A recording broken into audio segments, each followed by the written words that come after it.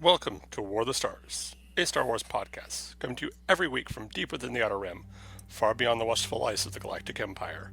Join your hosts, John Mark Tolley, Garrett K. Jones, and Brian Karasik, as they discuss the various facets of the saga's lore, characters, review the films, and discuss every tidbit of news coming out of Lucasfilm.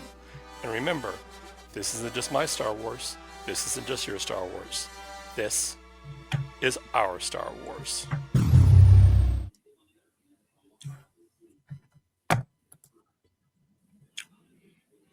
Are we on? Hello and welcome. We're having a little technical difficulty, but it is what it is. What's new for this show? I know, right? Yeah, it's a little bit of a lag. Yeah. Well, I had a funny little video I was going to show, but what's that? I said it'll fix itself. You said you have a video for us today.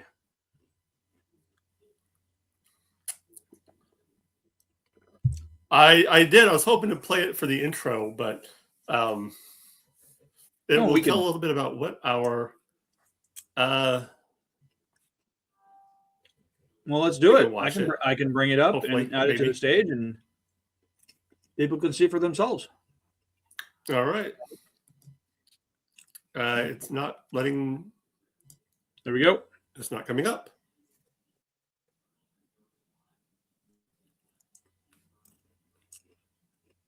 There we go.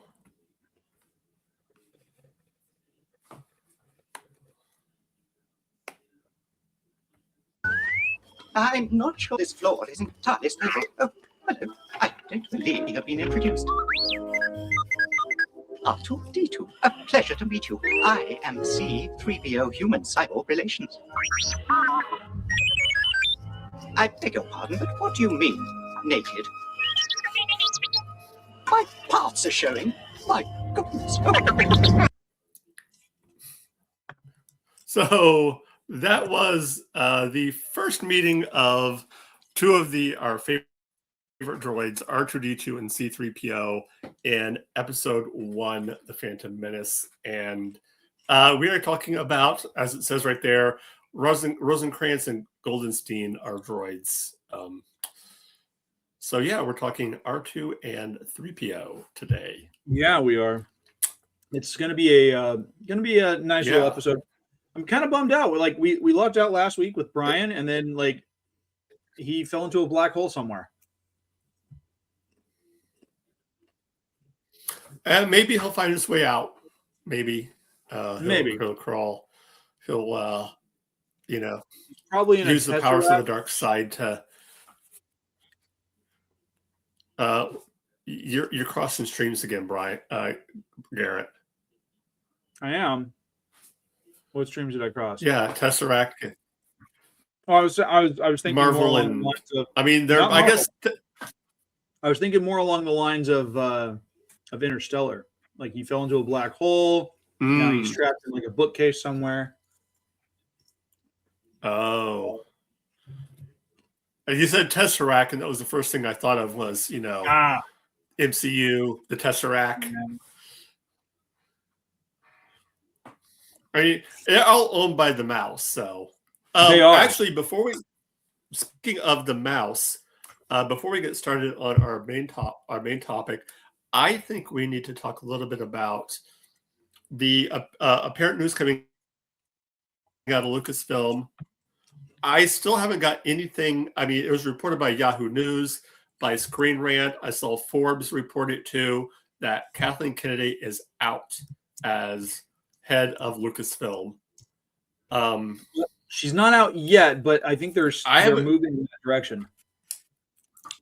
Yeah. I know there's going to be people who are very excited. There's going to be people who are upset. You know what? What? Go for it.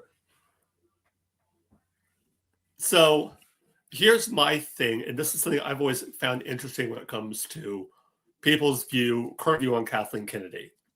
One is I don't think that we can discount what she has, not just with Star Wars, but her overall body of work. Like you look at the list of movies that she has an executive producer or producer credit on, and they are a mile wide. And there's some of the biggest blockbusters of all time, not just Star Wars, Indiana Jones, E.T., The Goonies, Jurassic Park. I mean, the list goes on and on and on. Right, but she's only an interesting producer on a lot of those. Yeah, on a lot of them, yeah. I do find it interesting though that when especially recently, when a Star Wars property has been good, nothing is mentioned of Kathleen Kennedy. It's only when it is bad. It's I mean, just the same. Like when you think of Star Wars and everything that's going on, you don't think about the executives at 20th Century Fox, or in this case now Disney, who made it happen. Like you only hear about them when they're having to make a hard decision about canceling something or terminating somebody or whatever. But like, I mean, during the heyday of Disney or of Star Wars, nobody talked about who was behind the scenes at 20th Century Fox. Yeah. Because for the most part, the original Star Wars film was independently financed. It was only distributed by Fox. Right. And I think one thing that's going to be interesting is to see when and if she finally, leaves and is taken over by Filoni. Yeah. How much change there really is. I think that's what's going to be interesting to see. Like, are we going to see something like it's completely different and, the Kathleen Kennedy haters are going to be proven right? Or is it going to be something like nothing changes and it's going to be like, oh, it wasn't just her. It was the system behind her that was moving all this stuff and doing all of these stuff. How much, how much did she have and how much did she not have? Type of a question.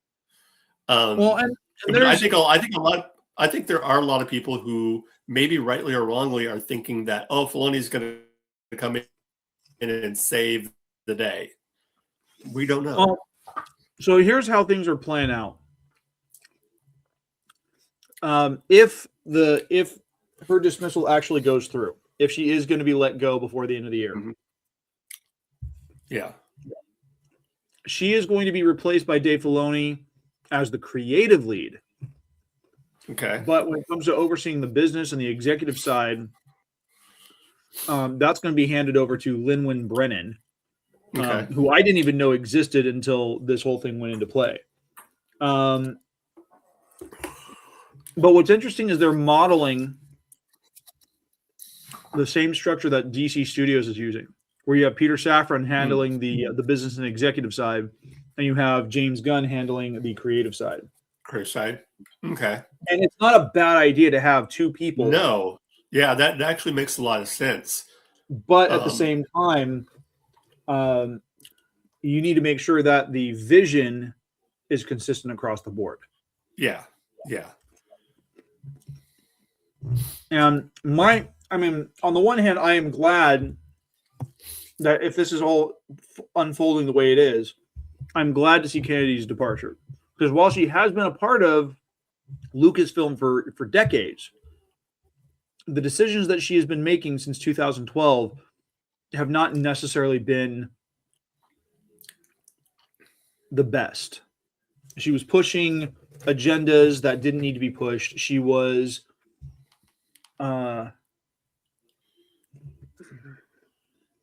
she was allowing for the creatives that she was employing to become deliberately divisive and antagonizing the fan base who only wanted to see good content. And while I will admit that Star Wars fans are rabid, while they can be incredibly toxic to some extent, on the flip side of that is because of how much we love this saga, how much we love this franchise, there's a high expectation of what we've come to know and look for. I mean, think about the kind of flack that Lucas got in the wake of Return of the Jedi. People got pissed that he made it all cutesy and kid oriented with the Ewoks. Because it shifts. You have like you get to deal with the horror and the monstrosities that are Jabba the Hutt and the Rancor, and then like halfway through you switch gears and you're dealing with cutesy teddy bears with spears. Yeah. But then people just kind of accepted it. They went with it, and then we get our first inkling of the Phantom Menace, and what was everybody pissed off about? They were annoyed with Jar Jar Binks. They were annoyed with they were bored with all the politics. Mm-hmm. And it like the longest segment of the film is the pod racing scene. That takes forever.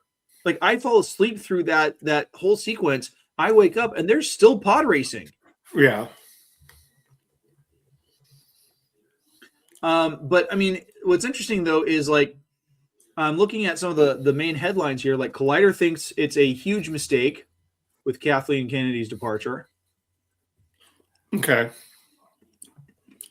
And that kind of tracks because I think always been kind of the pro new Star Wars pro kind of pro that kind of lean. Yeah. But it'll be interesting. I think it will be. I do think that just to cut for people who think that like I said, that Filoni is going to come in like the writing that. Well, in his case, the White Wolf. It is Filoni, and he does have a thing for wolves. That he's going to come in and save the day. Let's just pump the brakes a little bit and honestly, let's just see how it. I wouldn't mind Filoni being a. I wouldn't mind Filoni being a creative head. Yeah. But Jon Favreau would have been an obvious choice as well. I think so. Yeah. I think it makes sense for Filoni because Filoni has been with Lucasfilm for so long. Right. But that makes that's the and thing. He was always kind of seen when it comes to the creative side as far as the George Lucas's, I think even coined the phrase that he was George Lucas's Padawan. Yeah, he was the heir apparent, but yeah, that doesn't necessarily mean he's the best person for the job. This is true. But you could say the same thing for Kathleen Kennedy too. That she has been with Lucas for years too, by his side. They both were kind of with just in different aspects. And we'll see how it plays out. And at different levels. Yeah. I think that's what I'm trying to say is, let's see how it plays out.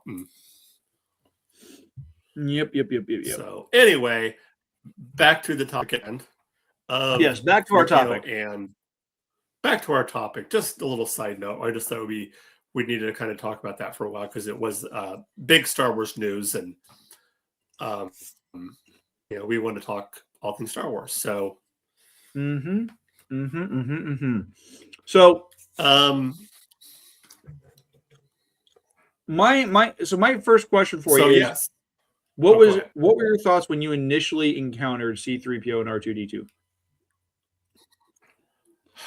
Well, I mean, they're the very first characters that you see in the movie. Mm-hmm. In the original movie, the very first is R2-D2 and C-3PO running across the Tandem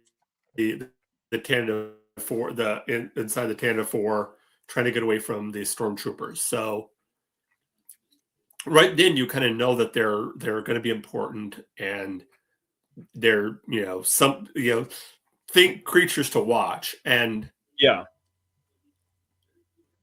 I don't remember my initial thoughts because it's been one of those things that's been so long since the first time I seen it. But I don't know. I mean,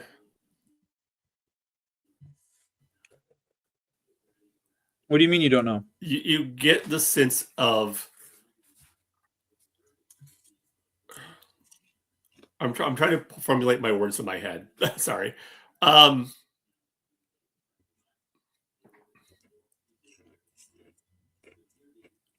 riveted because I'm just shoveling popcorn into my mouth.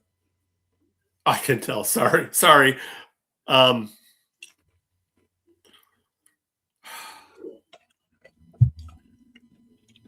say where I'm coming from on this. Loss. Is that like the characters? Okay, maybe that'll help me because I'm starting to get brain freeze. The level of importance for these characters is that it is through them that we are introduced to everybody else. Yes. It is through them that we are introduced to the conflict. It is through them that we're introduced to Princess Leia and what she's trying to accomplish. It's through them that we are. Yeah, especially in the original original New Hope. I think Lucas has even said that they are the audience stand-in. Yeah, they are. They are the ones that we see. We see the conflict through their eyes, and we see everything that's happening through their eyes. And they are personality-wise completely opposite. R2-D2 is definitely the spunky little droid who could, and he's got a little bit of an attitude. And then you have Threepio, who is very high strung, very scared of everything. Everything is doom and gloom. Everything is, galaxy's going to end at this moment. We're all doomed. Yeah. There's kind of a carefree cavalier attitude that R2-D2 has. And then you see more of that pedantic, like almost not, I wouldn't say neurodivergent, but there's an obsessive compulsive need to understand and control every little facet of what's happening. And you can tell when Threepio is the happiest is when nothing's happening. Not just that, but when he is able to do his function of his job as a protocol droid. Like you tell Threepio, hey, tell them a story. Oh, okay. And he's in, or translate this or do something like, it's like, can you translate that? Oh, of course. Yes. I'm fluent in over 6 million forms of communication. He's got 6 billion forms of communication under his belt. And yet he cannot effectively communicate in anything above a shrill panic attack. Now, going back to last week's, is that something that's just inherent in protocol droids, or is that just something with 3PO? I don't know. Are all protocol droids like that, or are they? I think all protocol droids have this level of stiffness, and they're because they're supposed to be programmed, and we'll talk more about this on the tech side of things in a couple of weeks, but they are designed in a way that they have this rigidity to them where they are operating best in the function of which they're for which they're designed. The problem is, even though many protocol droids have the ability to recognize different species, different cultures, different languages, stuff like that, they cannot switch off this really strict sense. You see this in the protocol droids that we see in other films. So in Empire Strikes Back, when we're walking on Cloud City, 3PO meets another protocol droid, and the first thing that he does is he tries to say hi. He tries to befriend it because it's another droid just like him. In fact, the chassis is almost identical. Yeah. Instead, it cusses him out in Huttese. And then he's offended by that. Like, so it makes me wonder, was this a protocol droid, or was it just something that looked like a protocol droid and it was just trying to go about its business? Kind of hard to say. The only other protocol droid we get that I remember getting really that I remember from the films at least is the protocol droid that we're introduced to, who looks almost identical as well in the beginning of the Phantom Menace, when Obi-Wan and Qui-Gon are brought on board the Trade Federation ship, and they are greeted and walked into the conference room by this protocol droid. And the protocol droid is very kind, very friendly, very personable, very much the opposite of 3PO. 3PO, yeah. It could also be that if you were to, because we never see 3PO in a setting where you would need a protocol droid. Like, really? Like, not true. We see him operating at his full capacity in Jabba's palace. This is true. But, yeah. And he does, I mean, in that sense, he does do his job. If you're looking from a technical standpoint, he does his job admirably. He does the job that he was supposed to do. He's a translator. Right. He translates. But it's always with 3PO, it's always a fish. He always seems to be the fish out of water. Yes. Like you look at everyone that's in the Falcon, that's sitting there, and it's the whole one of these things just doesn't belong here. Yeah, and I think one of the things that makes him stand out as a character is the fact that he doesn't belong. He works as a comedic foil for so many of the other characters. For a character that should understand all these different turns of phrases, all these different tonal qualities, the one thing he doesn't get well is sarcasm. Yes. And what's interesting is that, like, all the other characters get annoyed with him and they get sarcastic with him.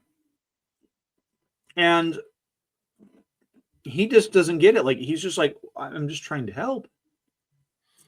Yeah. He's just going about his business. He's crunching the numbers. He's trying to help them with their protocols. But yet, it's interesting that despite the fact that everyone gets annoyed with him, everyone just seems to be like, oh, I wish he would just go away. No one gets rid of him. They never just leave him. They just, all right, well, bring the annoying golden droid with us. Why not? Yeah. It's kind of a weird situation. Now, could that be because of R2? That R2 is basically like, it's like, yes, he's an annoying little twat, but he's my annoying little. I think there's a little bit of that. Like, but because he at the really same time, think about this. The entire course of 3PO's life, he is the only droid that we see that we know by name that experiences only one memory wipe. Yeah. He sees what, 25, 30 years worth of history. Well, about 20 years worth of history from the time that he's activated in the Phantom Menace until the time that his memory is wiped at the end of Revenge of the Sith. Yeah. And that's the only time we see his memory wiped. R2's memory does not get wiped. No, does not get wiped. Okay. And so he should know that there's something off about Anakin Skywalker and Darth Vader and how they fight pretty much identically. Yeah. But I mean, when someone's memory is wiped, when a droid's memory is wiped, how much, I mean, would he remember anything about Anakin? Or would it just be like when your memory wiped and you wake up, is it like, you're basically being reborn as a droid. That's a good question, because we don't see the aftermath of what happens with. Yeah, we with never see. C-3PO We just after hear, "Oh, memory memory wipe." Is it like with a computer when if you were to wipe the memory of a computer and reboot it up? Is it like that, where it's just like a brand new computer? Yeah. Or are there still like hard drive, back drive? Yeah, we never see that. That would be interesting to see. It would be a great facet. Again, that's more for a conversation for the technical side of things. We'll backlog that. But the characters themselves, though, the thing that stands out is that they are the quintessential. They're the quintessential odd couple, because yes. I mean, whether it's Felix and Oscar from The Odd Couple by Neil Simon, whether it is Rosencrantz and Guildenstern are from Hamlet, which is kind of takes our title for this episode, or it's Bert and Ernie. I mean, they're this quintessential odd couple. Yeah, there's a little bit of humor, there's a little bit of adventure. They are the stand-in for the audience to a degree, and you can play around with that. It's a lot of fun, because you look at like, if you were to put them into video game types, not video game types, but like role play archetypes, Threepio and Threepio and R2-D2 are. I mean, they definitely have the sidekick vibe, but R2 is more of the artificer type character, where he's just able to build things and work on things, and he's the tinkerer. Yeah. And 3PO is your traditional cleric. Yeah. I also find it interesting with the relationship between the two, that you get the sense that 3PO thinks he's in charge, but R2 is really the one calling the shots. Oh, yeah. And R2 just kind of lets 3PO think that, yeah, sure, you go ahead, and I'll be over here on the stuff. Because every time 3PO introduces them, first of all, it's usually 3PO doing the introduction, which makes sense, right, because 3PO is the one that can actually speak basic. He always introduce. Yeah, how does he always introduce them? He says, "I am C-3PO, and this is my." He doesn't say friend. He doesn't say companion. My counterpart. This is my counterpart, R2-D2. And usually, counterpart, which means he kind of fills in the gaps and does the opposite job of what the protocol droid does. Yeah. So 3PO is the talker. R2 is the actor. It also gives, in my kind of thought process, and maybe I'm just thinking too much into this, but we kind of joked around about them being an old married couple. But when you hear the word counterpart, it kind of gives that the relationship is more than a friend. I'm not saying that's romantic, but you get a sense that it's more than just a friend. That more than that, the relationship becomes more than just mere friends. Like there's a bond between the two. I think they've been working together for such a long time. Like, I mean, I can't imagine, in the grand scheme of things, that Bail Organa is going to allow or actively choose to put the droid that has seen everything under the sun with the droid who just had his memory wiped, and then place them in the care of his daughter. Like, at no point was that something that Bail Organa actively decides on doing. And if he does, and we see that, cool.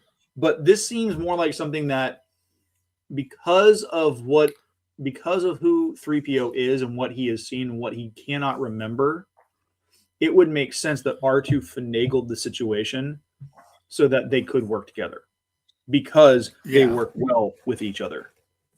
Yeah. Yeah.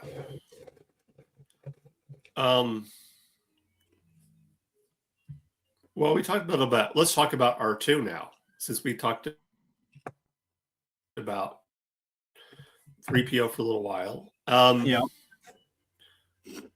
He's a very interesting little astromech droid.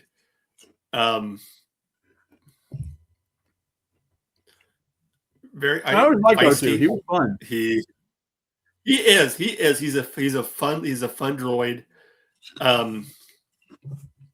You definitely get we kind of talked about this, being the complete opposite of 3PO. Mhm. Loves adventure, loves, going and, he's the first one to roll into danger. There's something about the entire way. There's something about R2 though that, he kind of reminds me of a pet cat. You tell him not to do something, and that's the first thing he's going to go do. Yeah. My cat keeps trying to climb up onto my hutch to knock a tree that my mom gave me. It's this little small pine tree that I've been watering, and he keeps trying. He's knocked it off 3 times since Christmas, and every time he gets up there, I tell him, "No, don't do that. No, don't do them." And it ends up getting him tossed across the room. I mean, how many times do we see, R2 getting told not to do something by Anakin or Obi-Wan or Luke or Leia, whoever? Especially 3PO. 3PO is the one saying, "Hey, don't do that. Don't do that. We're not supposed to do that." And he's just like, he gives the astromech equivalent of the finger, rolls on in, and just does his own thing. And almost gotten him eaten by a swamp monster. Yeah.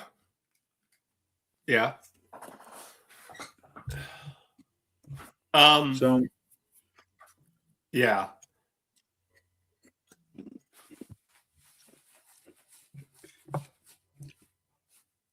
But I mean, now, did you ever have the figurines for these characters?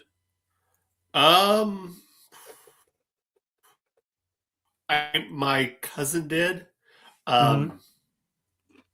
In fact, he had I believe he had Jabba's palace with the play set. I remember he either had Jabba's palace or I think he might have. Yeah, I think he had Jabba's palace. And I think he had 3PO and R2. I didn't really, for various reasons, I did not grow up having the figurines when I was old enough to really have the figurines. Yeah, for various reasons that won't go into now, but maybe that'll be another episode. Yeah, I had a friend who had 3PO and R2 as figurines from the Return of the Jedi set. Yeah. And all I remember is that R2 had a lot of stickers on him. And when you turned the dome, it would click. Yes, I do remember that too. And couldn't you fit in the X-Wing? Yeah, he couldn't fit in the X-Wing. Oh, yeah, that's right. Yeah, he couldn't fit in the X-Wing. Yeah. But the one thing I remember about that play set was that the Jabba's palace was the one that was what everyone wanted. Everyone wanted Jabba's palace. Because it was one of the biggest play sets that they had at the time. Because, I mean, the only other play sets I remember is they had the Ewok Village, and they had the Imperial. They had the Imperial pad where that you could line up with the AT-AT. Yes. Yeah.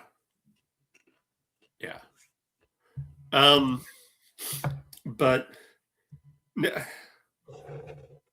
so I think because you really see the most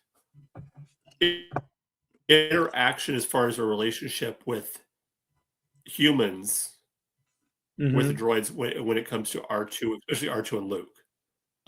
That relationship builds very quickly, and it becomes a very strong bond between the two. Well, I mean, I think what's interesting though is he goes from being Padme's droid to being gifted to Anakin to essentially becoming best friends with Luke. Yeah. Or maybe even, pet friends with Luke or something like that. I don't know. Yeah. But like it's the fact that hard to... he builds that relationship. And it's interesting that he spends so much more time with both Anakin and Luke than he does with anybody else in that family. Yeah. Yeah. Because like there is kind of a poetic mirror between Padme and Anakin as there is with Leia and Luke, because Padme gifted R2 to Anakin, and in a sense, even though there was no formal gifting of any kind, Leia sending R2 down to the surface of Tatooine and him encountering Luke on sheer chance is very much it's very much a mirror to what happened. Yeah. My thing, and I know a lot of people always half jokingly talk, about R2 having known who Luke's father was the whole time, but not saying anything. I'm wondering if that was R2 basically saying, like, it's not necessarily that it's not my job, but it's not my place. I'm not the one who has to, he either needs to, that he was smart enough and intelligent enough to realize that, I could tell him, but what would that, he needs to find this, he needs to figure out this on his own. Yeah, what would that accomplish? Going back to the relationship between R2 and 3PO, one thing I find very interesting is you see them bickering constantly, throughout all the movies. They're constantly bickering, constantly going. But when at the end of A New Hope, when R2 shows up and he's burnt, what's the first thing 3PO says? I don't remember. If you need any, he basically says, ask, is he okay? And this says, if you need any of my circuits to make sure to repair him, I'd be more than willing to give them to him. Oh, yeah. So you have this where they're bickering all the time, but when push comes to shove, 3PO is more than willing to sacrifice parts of himself to help. And you see that they do care about each other. They do have this bond between each other and I have a feeling that R2 would be willing to do the same thing. Maybe begrudgingly, he might complain the entire way, but it's the same thing. So you have this kind of interesting relationship, interesting friendship between the two where, like I said, they're the old married couple. They very much are. Yeah. And they're fun. Obnoxious, but they're fun. So much fun. Oh yeah. I think, I do think that if you were to, give a list of most annoying characters in Star Wars, 3PO would be up there near the top with Jar Jar. Yeah. And maybe the Ewoks. Jar Jar would be up there. Who else? General Hux. I would count him as being obnoxious. General Hux.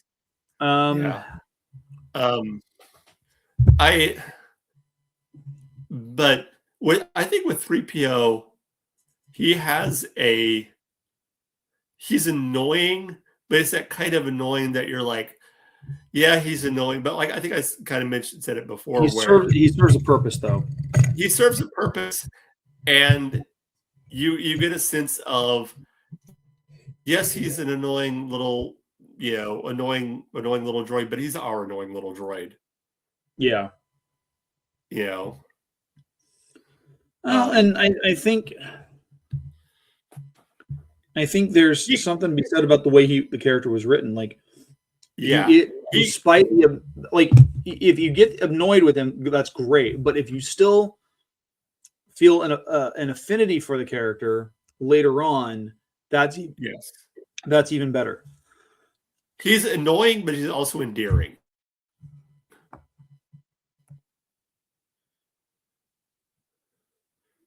Yeah, in fact, I was talking with someone. I was talking with a friend's kid, and I asked him. We were talking Star Wars because he found out that I'm on War of the Stars, and we were talking about how we like the different characters, and I asked him who his favorite character was, and I kid you not, his response was C-3PO. Really? Yeah. He liked C-3PO because C-3PO was not a hero, but he was willing to do heroic things. He was not an adventurer, but he went on all these adventures. There is something about 3PO that is kind of like Bilbo Baggins in a way, where he doesn't want to go on the adventure. He accepts it, he does it, and he complains the entire time. But he still comes out with stories to tell. Yes. And we get that that comes full circle for us in Return of the Jedi when he's sitting there telling the Ewoks of all of their adventures up to this point. And you get this very weird Ewokese rendition of everything up to that point. Yeah. You even hear the blaster fire and the AT-AT walkers sound effects. Right? Like that's a really, really neat way of how that is handled. And it's especially if you're walking into the middle of the movie, you haven't seen the other two. You get this nice little rendition of everything that's come before, and you kind of just pick up on it. You get the sense of what has happened. Yeah. There's a really interesting scene in the last of. I just got done reading the Hand of Thrawn duology. Yeah. And there's a really interesting scene in there where one of the characters, Talon Card, is going to this planet. They're looking for this old smuggler who had been missing for a while. And anyway, and they find he's really, really old, and he finds out that 3PO knows this old language. And because they were communicating, and he's like, could you stay with me for a while and talk, because I haven't heard anyone talk in my language in so long. And 3PO fulfills that role of just being a companion, just someone to talk to. And he in the book, you can tell that he's very like, oh, I get to do something. I get to be important. I get to fulfill a role. And yeah. I think it's really neat that he does he has those moments where he can be very personable. Yes.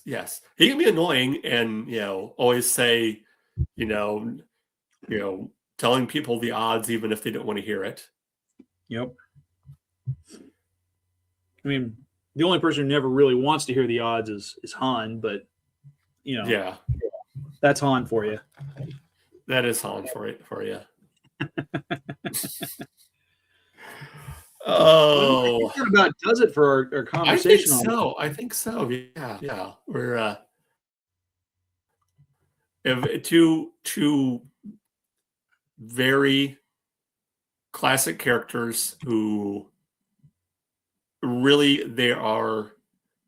I wouldn't say the linchpin of the Star Wars story, but they are definitely, like we said, they are the audience stand-ins. Well, it's interesting because they're the only two characters who show up in all 9 of the main saga films. Yes. Because they are introduced in Phantom Menace. They're brought back in Attack of the Clones, and they're brought back in Revenge of the Sith.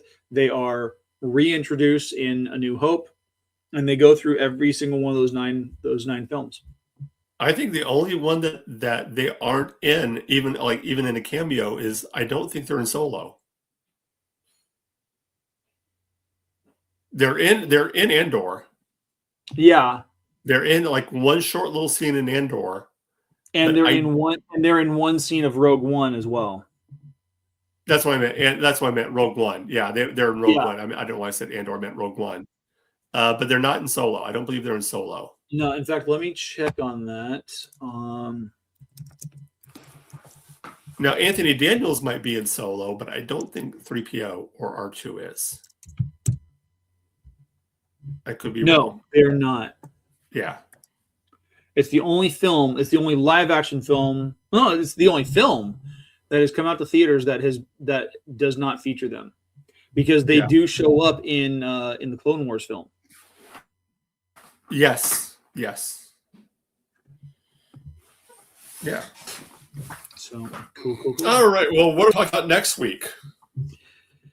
Next week, we are going to be discussing some Star Wars books, things that you've read, things that I've read. Hopefully, Brian will jump in and join us next week. He said he was back, and then we haven't heard from him. So, again, we think he may have fallen into a black hole. And found his way to whatever planet Ahsoka was stuck on at the end of season 1. Yeah. Who knows? Oh, right. Yeah. Well, go ahead. No, I was going to let you go ahead. Oh. Oh, right. Well, do you want to tell the folks where they can find you at? Well, let's talk with about Brian first. For those of you who want to get connected with Brian, he is our third member of our party. You can find him over on Facebook at the Sith Library. He posts as Darth Carosis, and it's a carefully cultivated library of dark side and Sith lore and trivia. So check it out. It's definitely worth looking into. As for me, you guys can connect with me on Instagram and X at GKJ_publishing, where I talk about my show The Right Way, where I host my show The Right Way on YouTube. And then I also talk about my books. I have a fantasy series called The Archives of Asin Quran, which is 5 books deep right now. And then I have an anthology of short stories. It's called Midnight Playground. It's got a collection of different genres in here, ranging from 250 words to 500 words to something a little bit longer. So yeah, check it out. Join me on YouTube. It'll be fun to have you. And then also I'm on another show for Feast of Fandoms called Snackame. We have a new episode dropping on Friday. Oh, right. Sorry. All right. That's right here. If you want to get a hold of us, the best way is through our email. That is warthestars1@gmail.com. We're on all other social media. That is Blue Sky, Instagram, X, and YouTube. It is at War of the Stars 77. Remember, you can get episodes not only on Feast of Fandoms, but on our YouTube channel on Friday. They release Friday, as it does on our Spotify. Just go to Spotify and search for the Stars of Star Wars podcast. You can find us there on Friday for our audio version of this very podcast that you're watching right now. So yeah, check that out. Also check us out on Feast of Fandoms. That is our main way to watch us. Sorry, I'm getting ahead of myself. There we go. Feast of Fandoms. Check us out. If you want to support the show, Ko-fi.com/War of the Stars. That is ko-fi.com/War of the Stars, or go to spreadshirt.com/shop/War of the Stars to check out our merch. Check out all the other shows on Feast of Fandoms. They're all very cool, very great. Yes. That will do it for this week. Check us out next week as we discuss the books of Star Wars. And hope you join me next week. And as always, remember, this is not my Star Wars. This is not just your Star Wars. This is our Star Wars. May the Force be with you.